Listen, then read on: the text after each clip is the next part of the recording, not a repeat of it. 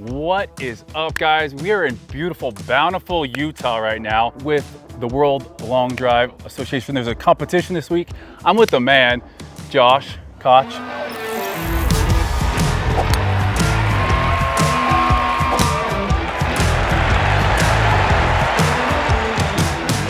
Good to meet you. Finally, I've been following you for a long time. As I've gotten into golf, a lot of the videos that I've kind of learned and implemented in some of my golf swing were from you guys. So I want to say thank you very much for that. The little bit I know about long drive is from watching your guys' stuff, but you guys got a competition going on out here. I know right now you're 4th in the world. Yeah. That is pretty dang good. With the longest drive of 496. 496. That's insane. Where was that? So that was in Denver last year. You're gonna go long again?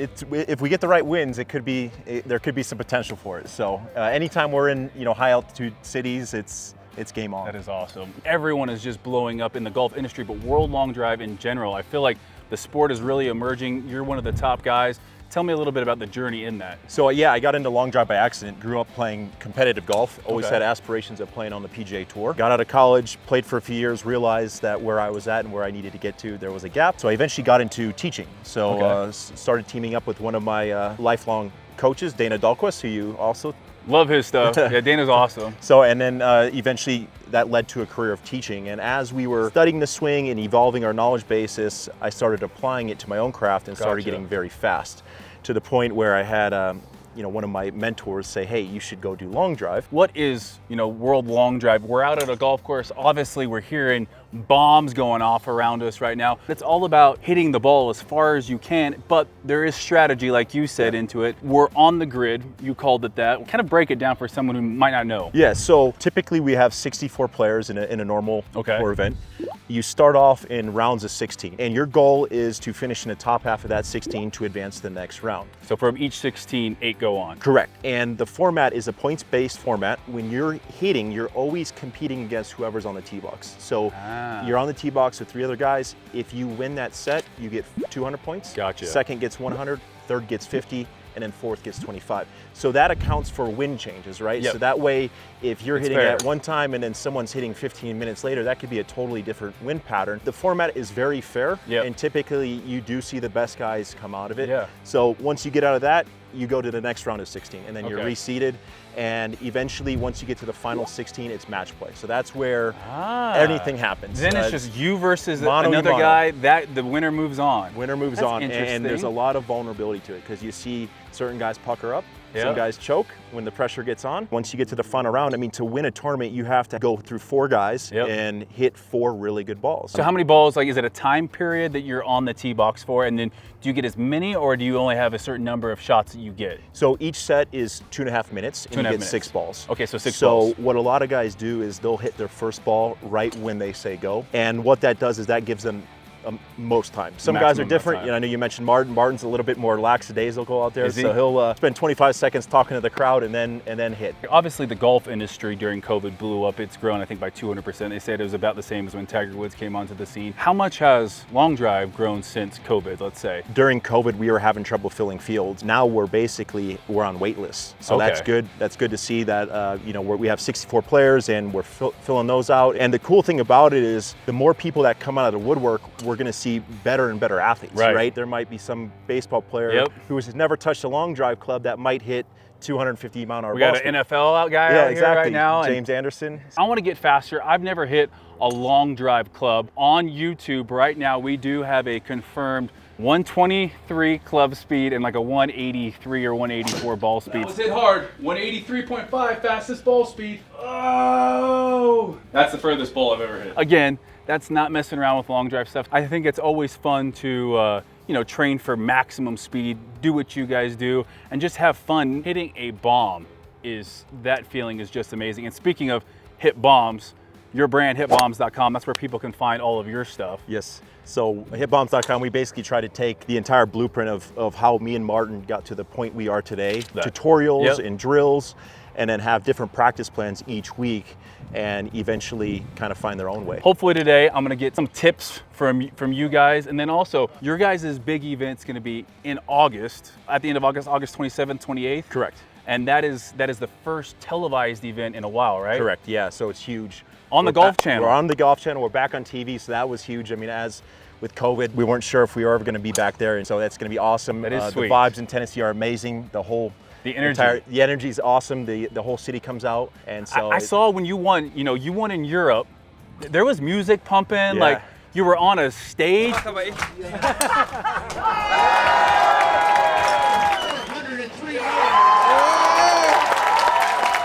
This is actually, it's so much more of a entertainment. You're up there, I think after you hit your bomb, you know, you're pointing at it, like there is that showmanship there. It's a lot of fun, and I think that's kind of what it attracts, is people that are fun characters that love to hit bombs. So love to kind of jump into looking at how the equipment's different, and then maybe hitting some drives, maybe trying to beat that PR for me. So ideally I would like to get up to 130 today. Cross my fingers, that would be good for me. I think we got it. The good news is, talk to our good friends at Callaway Golf. Yes. And we got you a new driver. I love so that. we're gonna reveal this now. So this is a 48-inch shaft. Okay, got you the Tour Velvet. 48. So yeah, this is 3 inches longer than what I'm used to playing. So we got your Tour Velvet +2, and then we went with the 8-degree triple diamond head. The triple diamond, and it's at 8 degree. 8 degrees. So we're gonna be able to turn that down to 6. So a lot of the long drive adapters are -2. This is a regular flex shaft, and this is pretty much the same shaft that every single person in long drive started hitting. Now,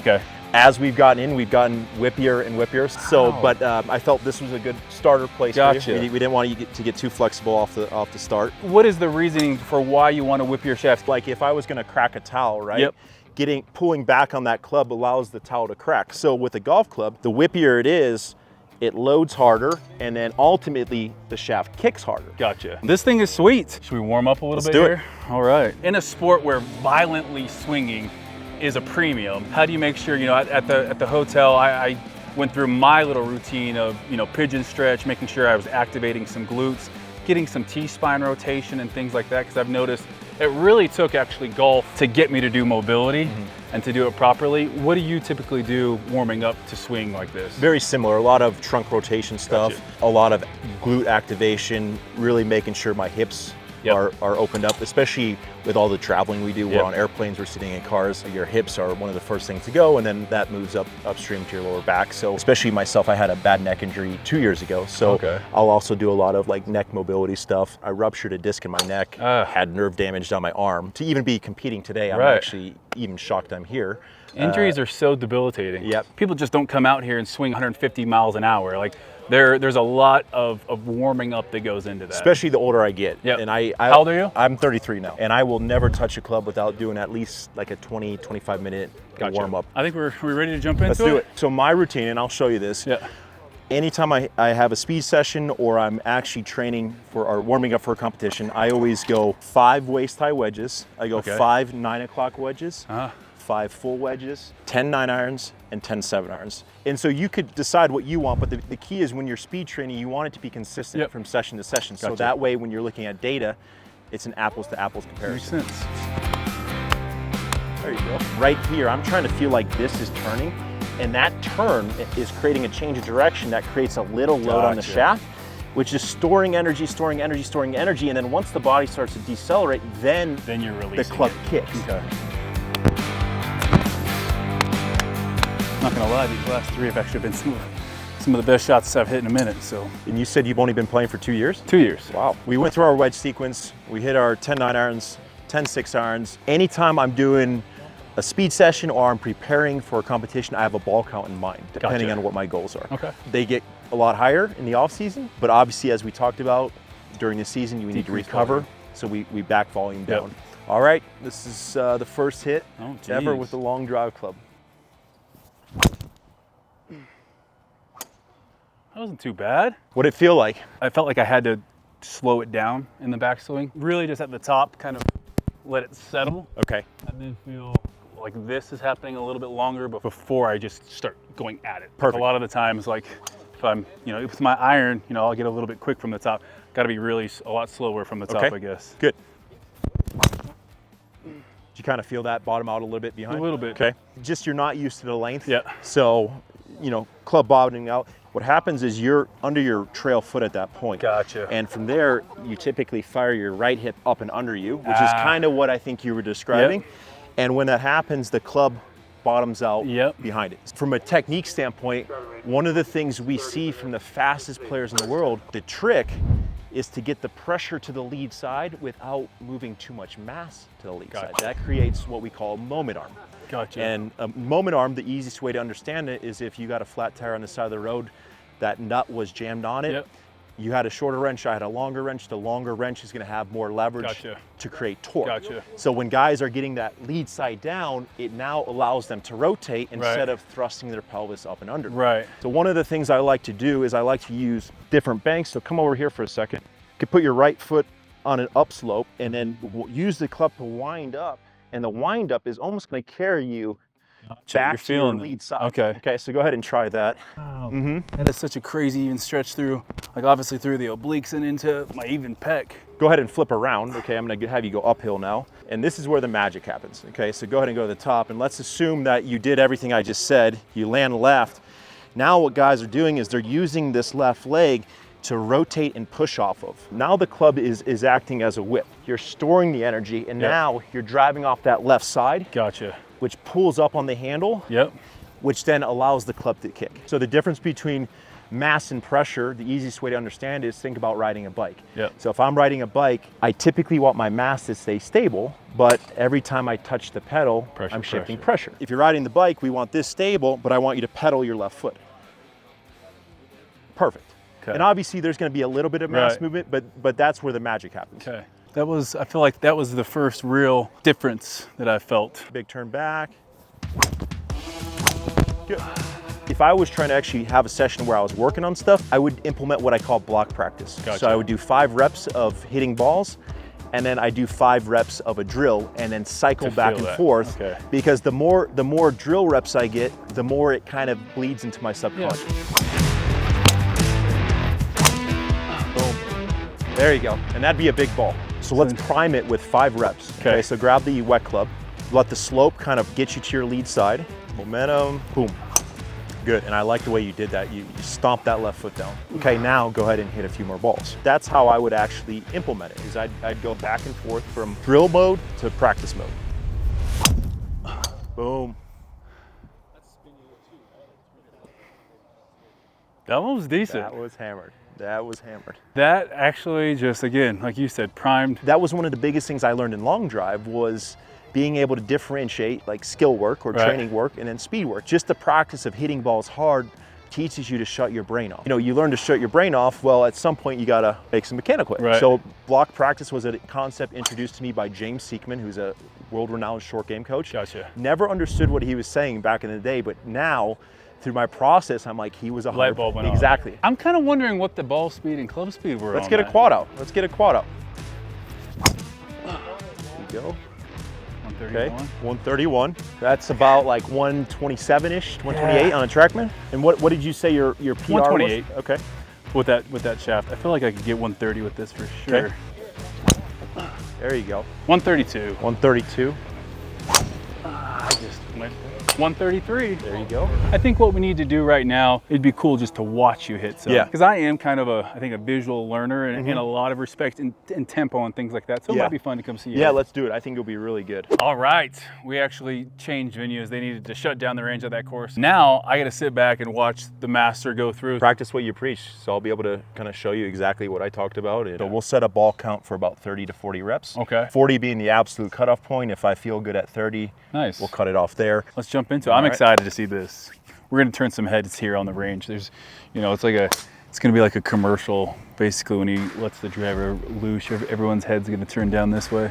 But it's cool for me. I mean, a lot of my intro into like gym work was watching you, you know, your programs and good old being back in high school, you know.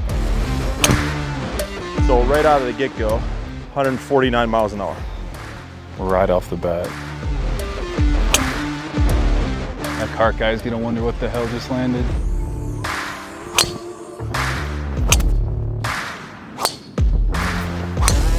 Good move. 150. That's scary. It's fun to watch. So back to when we're talking about pacing between, so you see how I yep. kind of go back and like almost regulate your breathing. Correct.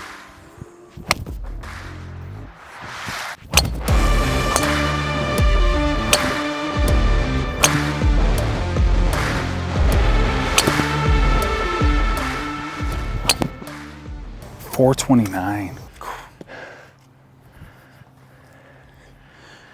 What was the PR this year, last year? 490. 96. Was it windy? Had a little wind, a little altitude. Kind of like off the left. So you hit a fade? Yeah. I think that's why like my ball flight worked well with it. And it just floated and kept on going. Just started left and let it. That's awesome. I can imagine. You talk to an older gentleman, he probably hears you're a long drive. He goes, oh, I used to hit the ball a pretty long way in my day. How many times have you heard that? And, oh, when I was younger, I could get it out there pretty good. And you're like, oh, I hit the ball 496 yards, sir. In my case, it's like, when I was younger, I used to lift some weights. I could put up 315. Everyone always wants to tell you that they're PRs, and I'm sure in golf it's the same thing. Oh man, every Monday at golf outings.